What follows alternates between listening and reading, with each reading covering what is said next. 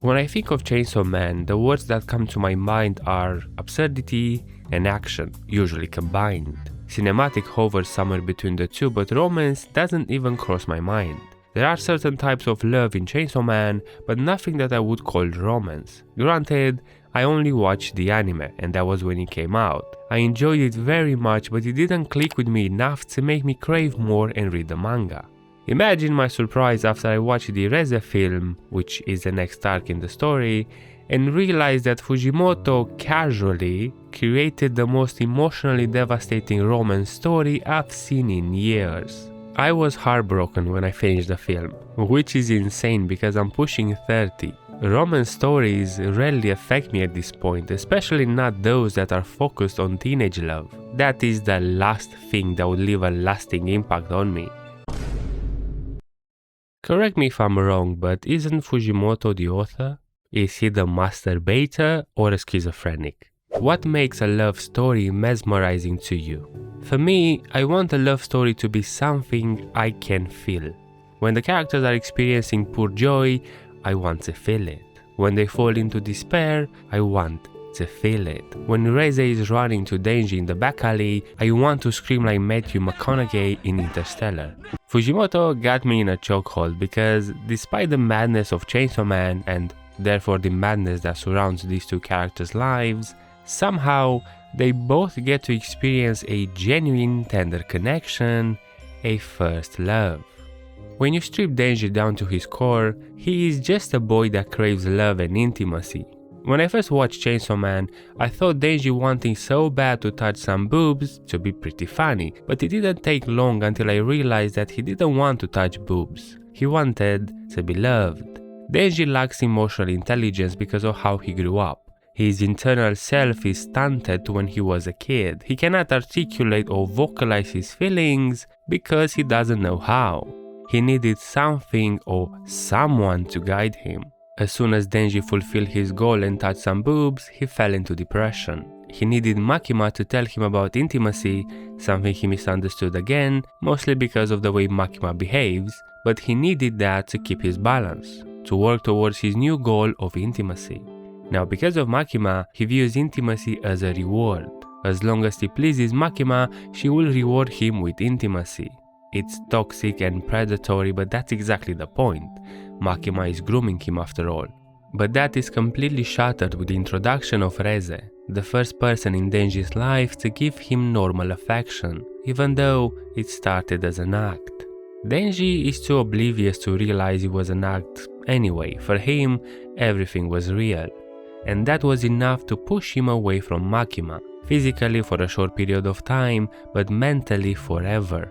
Reze pushed Denji to think independently, which is displayed in their last scene together when Denji was ready to run away with Reze. What's interesting is that Denji also made Reze act independently. Reze was raised and trained to become a weapon for the Soviets, a weapon that would carry their commands without hesitation. But after spending time with Denji and falling in love with the fantasy of a normal, peaceful life, she acted independently and chose to risk it all as a city mouse would for a chance to run away with Denji, even though she knew Makima wouldn't allow it. And this change in Reze started the very moment she met Denji.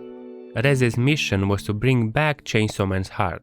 There are a few interesting bits about this. Reze seemed to be way stronger than Denji. When they fought, she defeated him and all the members of the public safety present numerous times.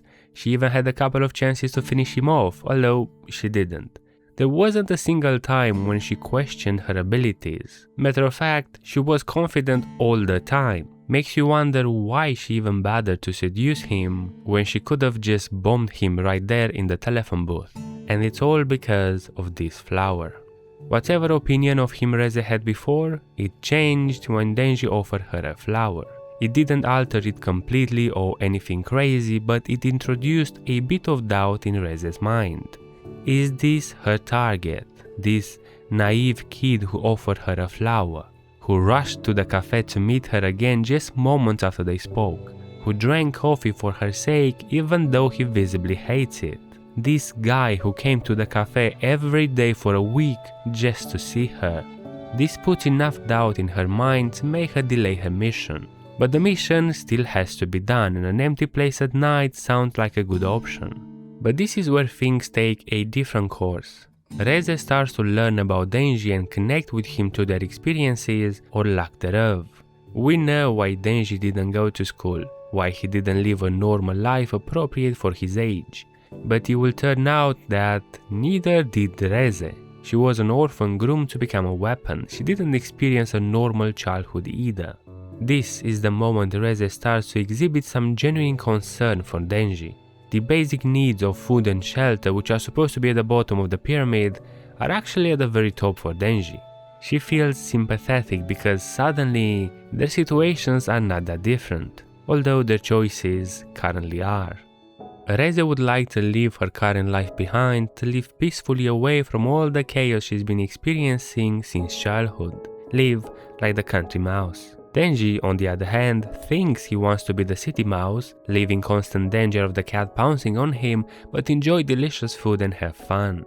It's important to understand that the reason Denji prefers the city mouse is because that represents everything that happened to him after he met Makima. Makima is the cat. She is the danger. Denji doesn't have another perspective to compare it to yet. But as soon as Reze offers to teach Denji how to swim and they jump into the pool, his perspective changes completely. What many, including Denji, expected to be a sexual scene, two people naked in a pool, was as far away from it as possible, and that's because Denji is not actually a lustful person. He is craving intimacy, and he got that in the pool.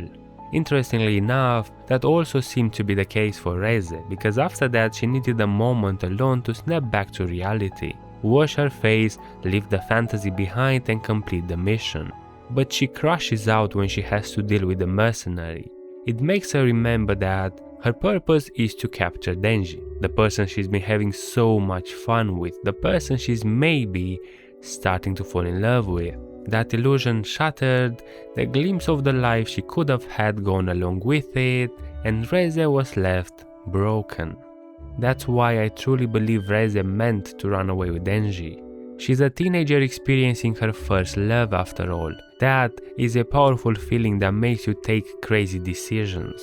But once Denji refused because there was another woman he wanted, it completely broke Reze's fantasy. That's when Reze realized that it was stupid. She actually started to believe that she could fall for Denji and live a peaceful life with him. But the reality hit her like a bomb. She had nothing left but to finish her mission. This is one of those rare occasions when the absolute cinema phrase fits like a glove. This has got to be Mappa's best work because once the action starts, it goes on for nearly 50 minutes without slowing down. My jaw was on the floor and God knows I wanted to pick it up, but I couldn't. The moment Mappa let me breathe, my heart started to break a little. Denji saves Reze. Despite everything she has done, hurting him, his friends, wiping out half of the public safety division and countless civilians, Denji still saves her. I don't think that changed Reze's conviction though. She failed her mission and would now have to face the consequences or run away from them on her own. But when Denji said he would run away with her this time, that glimpse of happiness comes back to Reze. However, this time she knows 100% that Makima wouldn't allow it. Her happiness with or without Denji is doomed to fail utterly. However, Denji still tells her that he will wait for her at the cafe, but she leaves.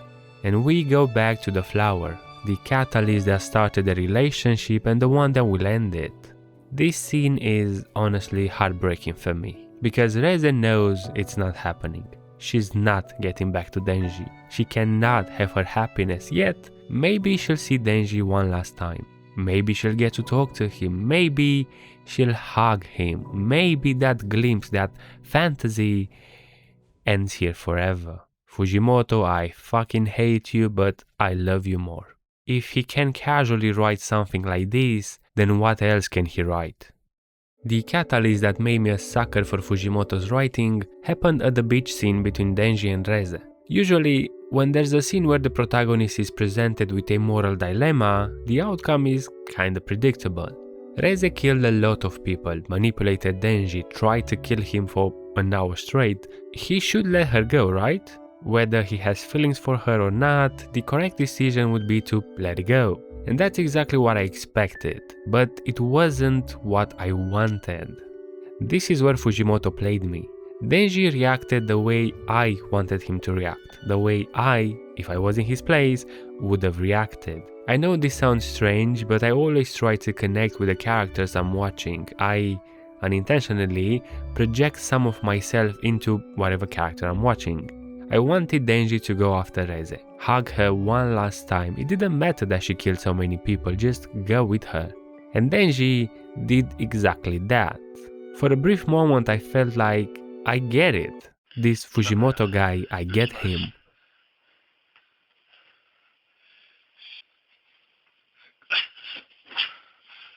Okay, maybe I don't, but I will try to.